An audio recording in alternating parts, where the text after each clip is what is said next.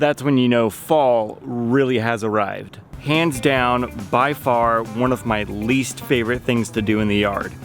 Rake up leaves.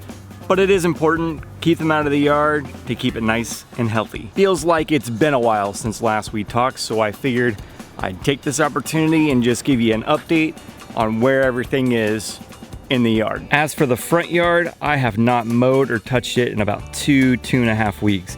So things are really starting to go dormant and not seeing a whole lot of growth there. That's gonna have to be fixed eventually. Don't know what's going on there. Another project for another time. The side yard where the Bradford pears, still looking good, still have some good fescue growing in here. Matter of fact, I predict in about a week I'll bust out the mower probably one more time and give this a nice little cut. As for the backyard, we have some good fescue still growing in and thriving really well. A lot of the weeds that were back here, as you can see up through here, through there and back in there, they're starting to discolor, turn brown, yellow, all sorts of brilliant shades of purple and die out. So they're going away, fescue's still going strong, still looking good. But as you already know from clicking on the title of this video, today's subject matter, lawn winterizer or fertilizer, winterizer, fertilizer. You get the idea. Fertilizer for the winter. But as usual, before busting out the spreader and the bag of fertilizer, let's first go over what it is, why you want to do it, all that good stuff. So the term winterizer, what exactly is that?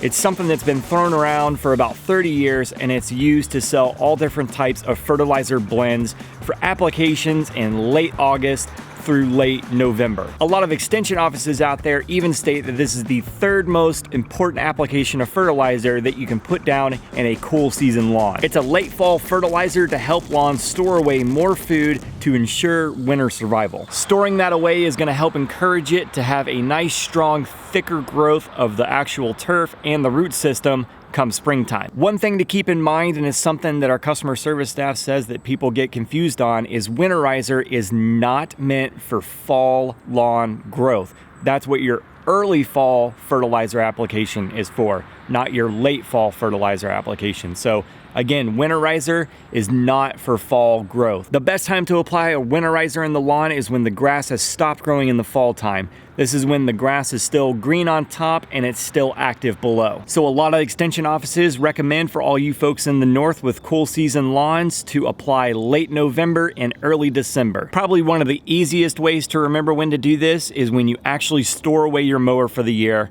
That's when you should bust out your spreader and put down a Winterizer. Now let's touch on the most ideal Winterizer for your lawn. Most Winterizers are going to be nitrogen fertilizer. And what I mean by that, the label should show mostly nitrogen as a water-soluble nitrogen than the other elements that are typically found in most other fertilizers. The most common Winterizers that are out there are going to contain a water-soluble nitrogen with urea or ammonium sulfate. Again, just look at the label of the product that you're buying and see if that fits your particular needs for your lawn. And if you have any questions, you can always email the customer service staff, pick up the phone, or give them a call. A Winterizer will also contain small amounts of phosphorus and potassium, so again, just look at the product label and see what that ratio is. Late fall is also a great time to get an application of lime put down in the yard. Now, we've already made a video on this. I'll link that in the description box below, or you can click that eye icon at the top of the screen. Go back and reference that video where we go more in depth on how to apply lime in the yard. All right, enough talking for now. Let's get to putting down a Winterizer in this backyard.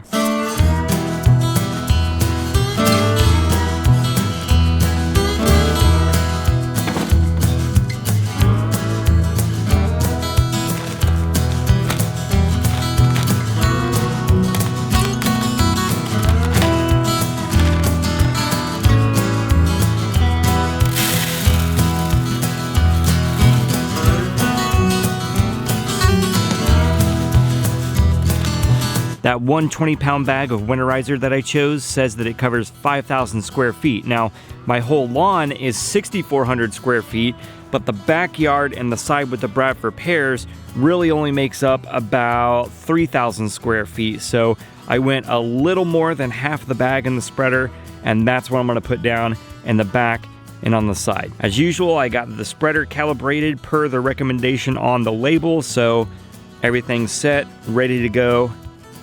Time for a spreading montage.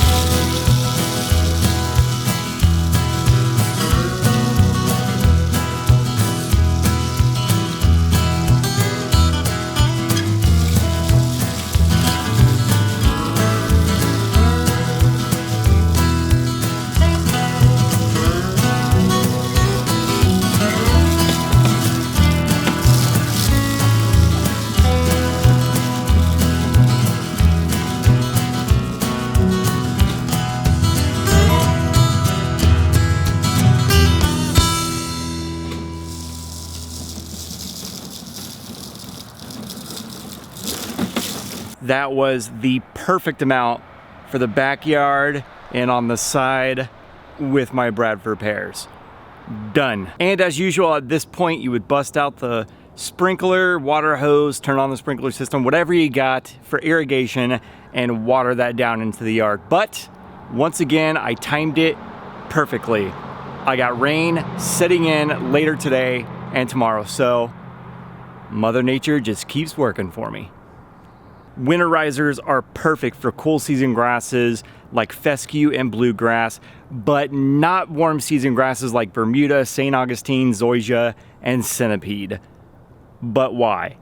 Let's discuss that. So a few reasons you don't want to apply a winterizer in a warm season grass is, well, they grow in warm climates, so winterizing really isn't a big issue. Warm season grasses mainly need potassium to thrive, so that should be applied in spring and summer instead of fall. And going back to the conversation of a soil test, if you performed it and it shows good levels of potassium, a winterizer is not going to be needed. And if you've been applying good amounts of fertilizer throughout spring and summer, it should still have plenty of nutrients to get it through the winter time. So again, winterizer application shouldn't be needed. And another reason, again, warm season grasses are going to start to go dormant at this time, so fertilizing to spur new growth really doesn't make all that much sense. Instead, for warm season grasses, you should wait for late spring to early summer to feed with a fertilizer to get balanced nutrients back into the yard. Now, another thing to note about winterizers, like all other commercial fertilizers, they're designed for repeated use. It's not going to correct and put the needed nutrients back into the soil with one application, so you should plan and realize that another application